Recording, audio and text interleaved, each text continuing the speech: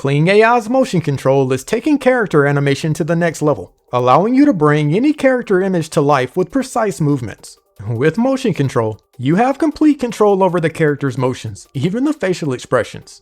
I'll show you how to use this powerful feature, so you can transform your static character image into a dynamic video clip using body movements. So let's head over to Kling AI and see what the motion control feature can do. To access Kling and follow along, go ahead and scan the QR code on the screen or click the link in the video description. So here's the Kling AI homepage. To access the motion control feature, we can either select the option here or go to the menu on the left-hand side and click the Generate tab. This will take you over to Kling AI's media generator. From the top menu here, go ahead and select the motion control option. And this will open up the motion control menu where we can animate our characters. At the top here, you can select the Kling AI model that you want to use. I'm going to go with the latest and greatest, which is Video 3.0. For the first example, I'm going to see if I can animate this character here, which I generated with AI. So to animate the character, let's start with the option on the left-hand side here to add my motion reference video. And keep in mind, your motion reference video should be a clean, single-shot video with no cuts of a person performing an action. And this can be anything from a person dancing to presenting a speech at a presentation. There are actually several ways you can add a motion reference video, including clicking the history button here, which will show your video generation history on Kling, where you can select one of your previously generated AI videos to use as your motion reference.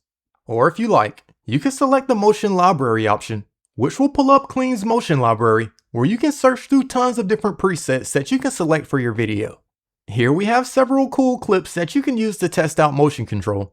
But for the first demonstration, I want to upload a custom video that I shot on my smartphone. So to upload my video, I'm simply going to click the option on the left here. I can then simply find and open up the video that I want to use. And once your video finishes uploading, you'll see it appear in the preview on the left. With this video, I want to see how good motion control is at picking up different body movements. And to add the character that I want to add motion to, I can simply use the option on the right here. I can search my generation history by clicking the history button, but I'm just going to click the add character image text to upload the image from my device. I can then find and open up my character image. And I now have my motion reference video and the image of the character that I want to animate. And underneath here, we can use the two options to select our character orientation. Using the left option, we can have the character orientation match the video, and with the right option, we can have the orientation match the image. But keep in mind, when the character orientation matches the video, complex motions perform better, but when it matches the image, camera movements are better supported. But for this example, both my video and my image both have the same orientation, so I think I'll just have the orientation match the video. And with Video 3.0, we can also bind facial elements to enhance consistency. This is optional, but it's a great way to make sure the look of your character stays consistent. If I select the option here, it'll open up a menu where we can bind the facial elements for our image. If you've already added a character, you can simply select it here, but I'm going to create a new character element, so let's click the first option to add my elements. From the Create Element menu, you can use the top field here to add a front-facing image, or even a video of your character's face. If you're adding a video of your character's face, make sure it's between 3 and 8 seconds long. But for this example, I'm going to use an image, so let's select the top text field, then select the Add Image option. I can then find and open up a front-facing image of my character. And once it finishes uploading, you'll see it appear in the preview at the top. I've also used AI to generate various angles of my character's face, so let's add them as well by clicking the text field here. Feel free to upload up to 3 other angles.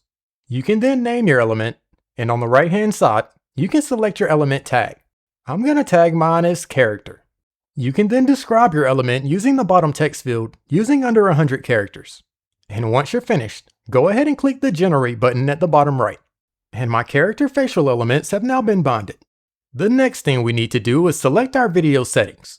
To do this, let's go down to the drop-down menu at the bottom left.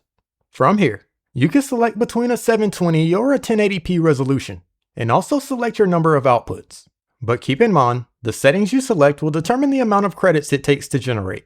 So now that we've added our motion reference video, our character image, and selected our settings, let's go down to the bottom and click the Generate button. AI will then analyze your character and the motion you want to add and start generating your video. And after a few minutes, your new character motion video should be ready. My character should now have the exact same movement as my reference video, so let's play it and see how it turned out. And as you can see, all of the movements are matched exactly, and it even includes the exact sound, voices, and background noise from the original video. Wow, I think that worked great. I can now download my new character video and use it for my social media page, website, or maybe even an AI film. So now that we see how motion control works, let's take a deeper look at selecting your character orientation. For this example, let's remove the motion reference video I uploaded and replace it with a running video from the motion library. Also, I'm going to remove my previous character and add a new character image that includes a background. So in my motion reference video, the person is running to the right, but for my character image, he's facing forward. So first, let's see if we can have my video match the character image orientation. Since the image has my character facing forward, when I generate my video, he should be running forward. So to test this out, let's click the generate button and see what happens. And after a few moments, my new video is available in my preview. Let's play it and see how it looks.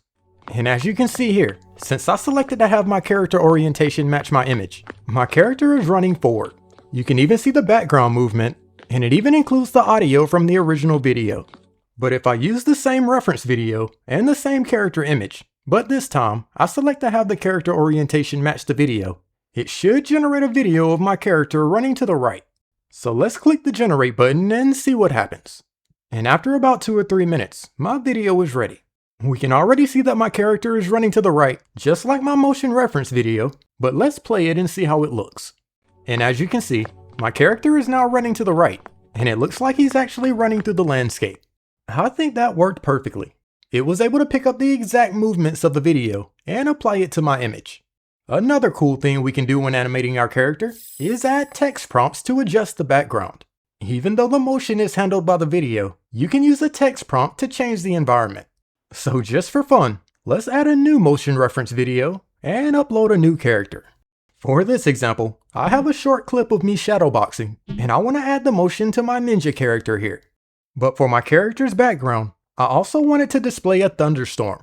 So to adjust the background, I can simply add a text prompt to the prompt field here. So for this example, let's add a text prompt that says add a thunderstorm with pouring rain. I think that should look pretty cool. So let's click the generate button and see how it turns out. AI will then analyze my motion reference video, my image, and my text prompt and start animating my character. And here's my new character video, and we can already see that he's in a fighting stance. And since I selected to have the orientation match the image, we can see that he's facing forward.